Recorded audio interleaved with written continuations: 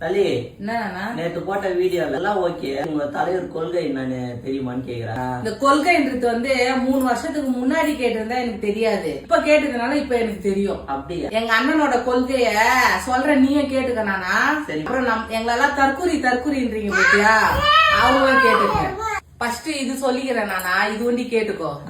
பிறப்புக்கும் எல்லா உயிருக்கும் அப்படின்னா பிறப்பால் எல்லா மக்களும் சமம் தான். சாதி வேறுபாடு எல்லாமே ஒரே சமம் தான். இந்த ஜாதி இல்ல அந்த ஜாதி இல்ல, இந்த வேறுபாடு இல்ல அந்த வேறுபாடு இல்ல, இந்த மதம் இல்ல அந்த மதம் இல்ல, பிறப்பால எல்லாருமே ஒரே சமம் தான். நம்மள வேற வேற ரத்தம் வர போறது இல்ல, எல்லாருக்கும் சிகப்பு கலர் ரத்தம் தான் வரும்.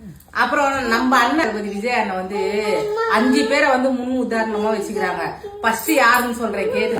டாக்டர் அண்ணல் அம்பேத்கர் சாதி வேறுபாடு இல்லாம சமூக நீதிக்கு பாடுபட்டவர், நிலை நாட்டினவர் அவரு ஃபர்ஸ்ட் அவரை சொல்லிக்கிறேன். 2வது சொல்றேன் கேட்டுங்க. பெரியார் ஈவே ராமசாமி சமூக சீர்திருத்த வீரம் கொண்டவர். பெரியவங்கல இருந்து சின்னவங்கல இருந்து பெண்கள் உரிமைக்கு போராடி அழித்து விடுதலைக்காக போராடியவர் அவரு.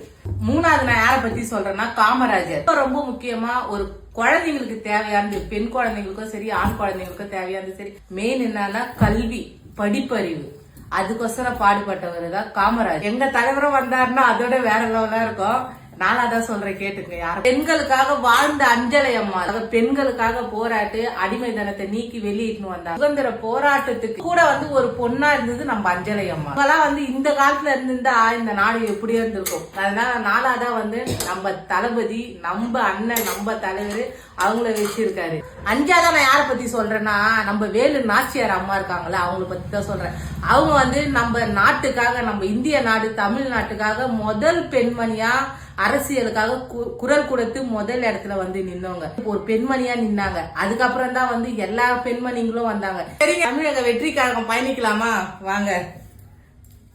உங்கள் விஜய் உயிர் என்ன வரன்னா இல்ல என்ன ஒரு சந்தோஷம்னா வயிற்றுல இருக்கிற குழந்தைய இந்த கொடியை தூக்குது பத்தியா.